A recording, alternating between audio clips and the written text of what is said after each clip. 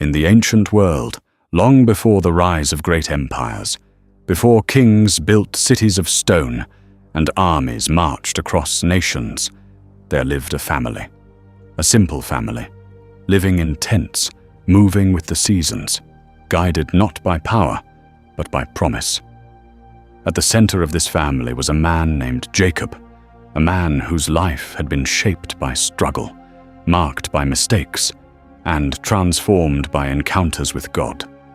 Jacob was not perfect, but he was chosen, and in the later years of his life, when time had begun to slow and the weight of many years rested on his shoulders, something unexpected happened. He was given a son. That son was Joseph. From the moment Joseph was born, there was something different about him, not because of what he had done, but because of what he represented. Hope, renewed, love, remembered, a promise, still alive. Jacob loved Joseph deeply, more deeply than all his other sons. And though love itself is not wrong, favoritism can be dangerous, because where love is uneven, division is never far behind. One day, Jacob decided to express his love in a visible way. He gave Joseph a gift, not just any gift, a robe, a coat of many colors. It was unlike anything anyone in the family had ever seen, rich in color, woven with care, bright against the dull tones of everyday life. It stood out. Joseph stood out, and that was the problem. To Joseph's brothers, the coat did not feel like love. It felt like rejection. Every thread seemed to whisper, "You are not chosen. You are not enough. He is more important than you." At first, they said nothing. They watched, they observed, they held their feelings inside. But feelings do not stay hidden forever. What began as discomfort turned into irritation. Irritation turned into resentment. And resentment slowly hardened into jealousy. And jealousy, when left alone, becomes something far more dangerous. But Joseph did not see any of this. He was young, open-hearted, trusting. He wore the coat proudly, not to provoke, but because it had been given in love. Then one night, everything changed. As Joseph slept, his mind filled with images.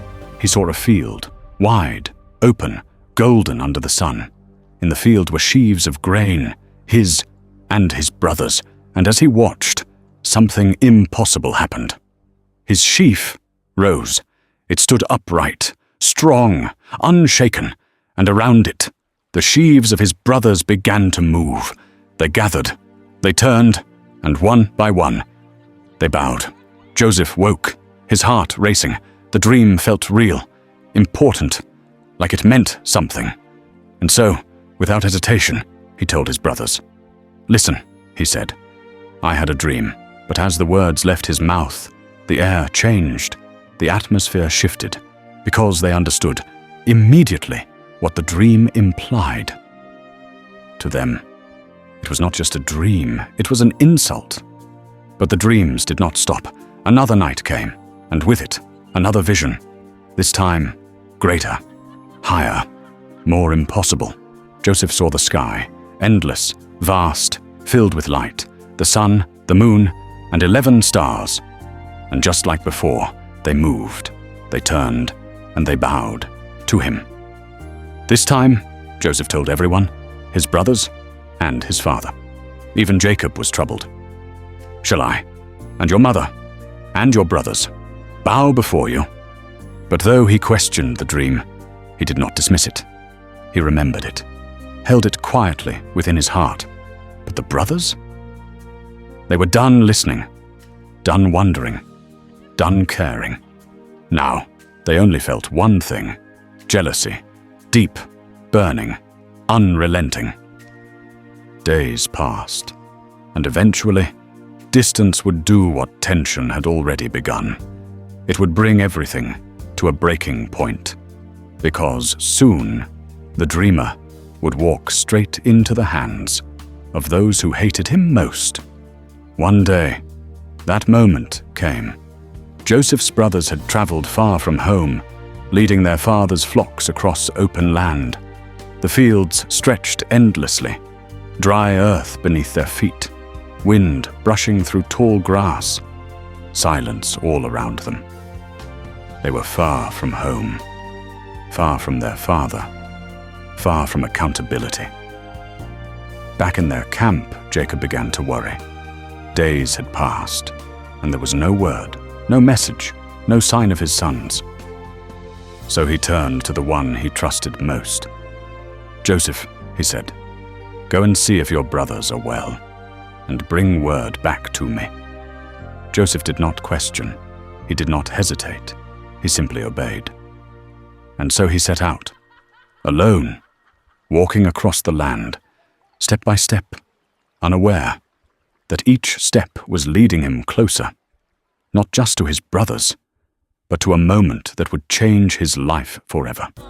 At one point, he lost his way. The fields looked the same in every direction. Empty. Endless. Then a man appeared, a stranger. "Who are you looking for?" the man asked. "My brothers," Joseph replied. "They have gone to Dothan," the man said. And so Joseph continued, closer now, closer than he realized. In the distance, a figure appeared, small at first, then clearer. The brothers saw him long before he arrived, and they knew exactly who it was. Not because they could see his face, but because they could see the coat. That coat, bright against the land, impossible to miss, impossible to forget. "Look," one of them said, "here comes the dreamer." The words were not spoken with amusement. They were spoken with contempt. And then, as if a door opened inside their minds, a thought entered. What if we end this? What if we stop the dreams before they begin? "Come," they said, "let us kill him." The idea hung in the air, dark, heavy, real. "We will throw him into a pit," they said, "and tell our father a wild animal has devoured him. Then we will see what becomes of his dreams." This was no longer anger. This was intention. But one voice broke through. Reuben, the eldest. "Do not take his life," he said. "Do not shed his blood. Throw him into the pit instead." What the others did not know was that Reuben had a different plan, a quieter plan, a plan to return later and rescue Joseph. But even a delayed betrayal is still betrayal. And then Joseph arrived. He came expecting familiarity, recognition, perhaps even conversation. But what he found was something else entirely. Before he could speak, they rushed him, hands grabbing, voices shouting, no explanation, no warning. Joseph struggled, confused, afraid. "Brothers, what are you doing?" But there was no answer, only force. They tore the coat from him. That coat, the symbol of love, the source of their hatred. In that moment, they did not just remove the coat, they stripped away his identity, his place, his protection. Then they dragged him to the pit. It was deep, dark, empty, a hollow in the earth, with no water and no way out. And without hesitation, they threw him in. Joseph fell, down into darkness. He called out, pleading, confused, desperate. But above him, his brothers sat, eating, talking, as if nothing had happened. The cries from the pit met hearts that had already turned cold. Then, something changed. In the distance, movement. A caravan approached. Traders, traveling toward Egypt, camels carrying goods, voices carried by the wind. And then Judah spoke. "What profit is there if we kill our brother? Let us sell him instead. He is our brother, our own flesh, and yet we can profit from him." And they agreed. They pulled Joseph out of the pit. For a moment, perhaps he thought he was being saved, but instead He was sold. 20 pieces of silver, the price of a brother. And just like that, Joseph was taken away, bound for Egypt, a slave. Behind him, the only life he had ever known. Before him, a future he could not see. And above it all, a silence. Where once there had been dreams, the caravan moved steadily across the land, day after day, step after step, until the land of Canaan faded behind them, and Egypt drew closer. Joseph was no longer in the place of his childhood, no longer under his father's protection, no longer wearing the coat that once marked him as loved. Now, he was alone, a stranger among strangers, a possession in transit. The city of Egypt was unlike anything Joseph had ever seen. Stone structures rising into the sky, bustling markets, foreign voices, a world shaped by power, not family. And in that world, Joseph was sold again. A man named Potiphar, an officer of Pharaoh, captain of the guard, purchased Joseph. And just like that, Joseph's life changed ownership once more. But something remarkable happened. Even in chains, even in unfamiliar land, even in loss, Joseph did not collapse inward. He did not become bitter. He did not give up, because something within him remained steady, a presence he could not explain, a presence that followed him, even into slavery.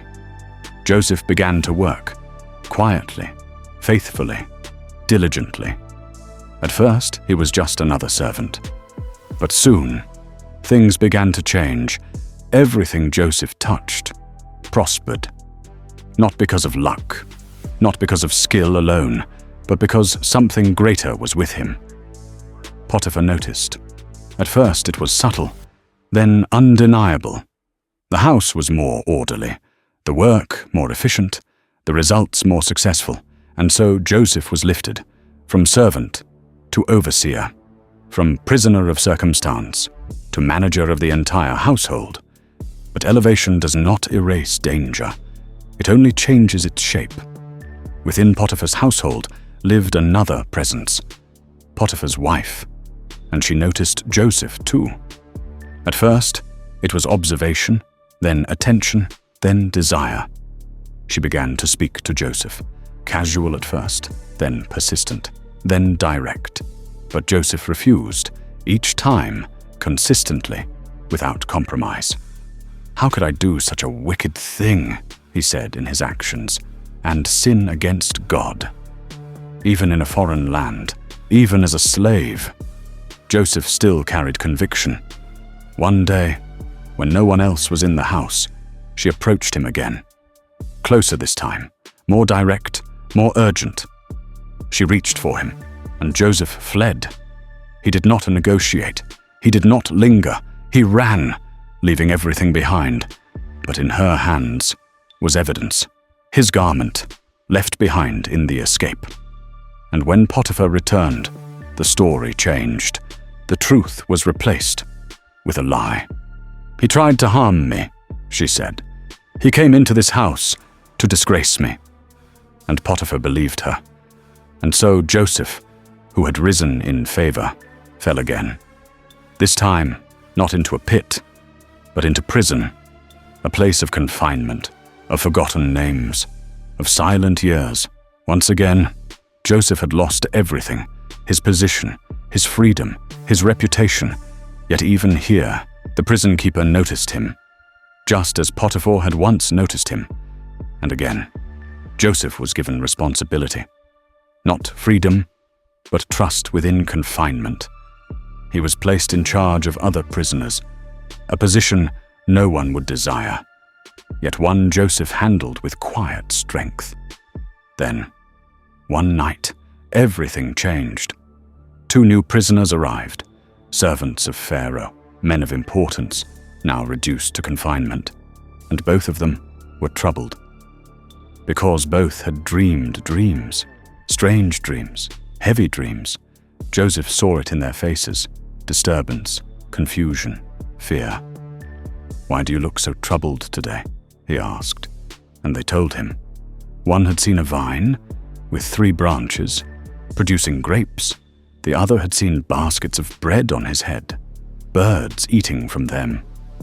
Joseph listened carefully, not with pride, but with attention.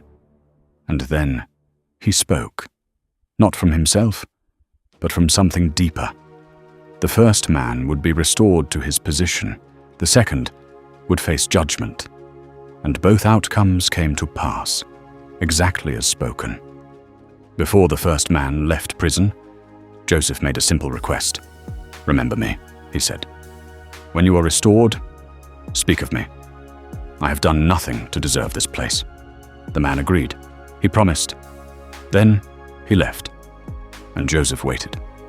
Days passed, weeks passed, months passed, but nothing changed. No message, no remembrance, no rescue. Joseph had been forgotten, not by strangers, but by the very man he had helped. And so time continued. 2 long years passed, 2 years of silence, 2 years of waiting, 2 years of unanswered hope. In the palace of Egypt, silence had been broken, not by war, not by rebellion, but by dreams.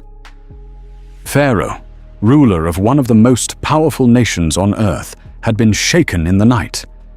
His sleep had been interrupted by visions he could not understand. Strange images, repetitive patterns, a message without meaning. He had seen 7 healthy cows, strong, fat, grazing peacefully by the river. Then from the same river, 7 more cows had emerged, but these were different, thin, weak, starved, and in a shocking moment, the weak cows devoured the strong ones, yet remained weak, hollow, unchanged. Pharaoh dreamed again. This time, 7 healthy heads of grain, full, golden, perfect. Then 7 thin, scorched heads appeared and swallowed the good ones. When Pharaoh awoke, he was disturbed, because nothing about these dreams made sense. He called his wise men, his magicians, his interpreters. All were summoned, all were questioned, but none could explain. In that moment of confusion, a forgotten memory resurfaced. A man in prison, years ago, a dream interpreted perfectly, a promise made, a promise forgotten. And so Joseph was remembered. Joseph was brought out of prison. Quickly, unexpectedly, after years of silence, he was summoned. He was washed, shaved, clothed, prepared, and brought before Pharaoh. Pharaoh looked at him, a prisoner, a foreigner, a man of unknown status. "I have heard," Pharaoh said, "that you can interpret dreams." Joseph did not claim power. He did not boast. He did not take credit. "It is not in me," he said, "but God will give Pharaoh the answer." Silence filled the room, because this was not arrogance. This was confidence in something unseen. Pharaoh described everything: the cows, the grain, the repetition, the confusion, the fear. And Joseph spoke. 7 years of abundance are coming to Egypt, years of great harvest, years of plenty. But after them will come 7 years of famine, severe, devastating, unrelenting, and the abundance will be forgotten, swallowed by the severity of the famine. So Joseph continued. A plan must be made, preparation must begin, wisdom must be applied. During the years of plenty, grain must be stored, resources must be gathered, preparation must be made for the years ahead. Pharaoh listened, carefully, completely. He saw something in Joseph, not just interpretation, but wisdom, clarity, leadership, and Pharaoh made a decision, one that would change Joseph's life forever. "You shall be in charge," Pharaoh said, "over all Egypt." The prisoner was being promoted. The forgotten was being lifted. Pharaoh removed his signet ring and placed it on Joseph's hand, a symbol of authority, power, trust. Joseph was given new garments, a new position, a new name in authority, second only to Pharaoh himself, And so Joseph began his work, gathering grain, organizing storage, preparing cities, building systems. The land produced abundantly. Harvest after harvest. Years passed. Years of abundance, just as Joseph had spoken. Fields overflowed. Granaries filled. Cities stored grain beyond measure.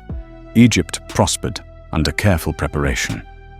As the years of plenty ended, a shadow began to stretch across the land. It started slowly, subtly. Fields that once yielded food began to fail. Rivers shrank. Soil dried. Harvests disappeared. And then it spread, not just across Egypt, but beyond it, across neighboring lands, across Canaan, across the homes of Joseph's family. Back in Canaan, hunger took hold. Families struggled. And in the household of Jacob, the same hunger arrived, the same desperation, the same need. So Jacob spoke, "I have heard there is grain in Egypt. Go there and buy food, so that we may live and not die." And so Joseph's brothers set out. They traveled unaware, unknowing, unchanged in appearance, but not yet tested by what was coming. And they arrived before the governor of the land, but they did not recognize him. But Joseph recognized them, immediately, completely. The brothers stood before him, bowing, just as the dreams had once shown. But Joseph did not reveal himself. He spoke harshly to them, questioning them, testing their honesty, asking about their family, about their past, about their youngest brother, Benjamin. And as they spoke, Joseph listened. He sent them back once. Then again they returned. Circumstances forced them to bring Benjamin. And this time, Joseph could no longer contain what was inside him. He cleared the room, and then he spoke. "I am Joseph." The brothers froze. "I am Joseph, your brother, the one you sold." Fear filled them, because they expected punishment. But Joseph did not continue in anger. He continued in clarity. "You meant evil against me, but God meant it for good.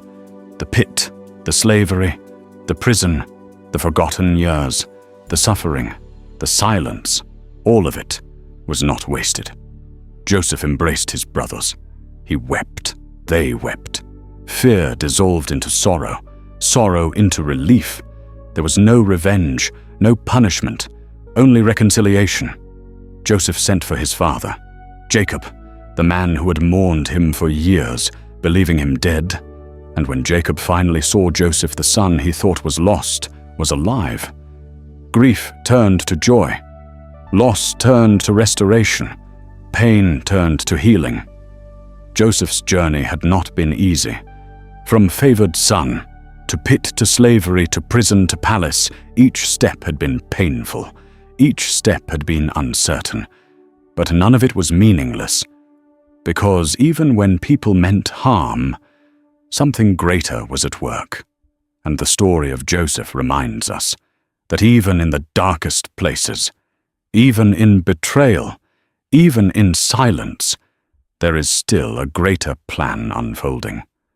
And what was meant for evil was turned into good.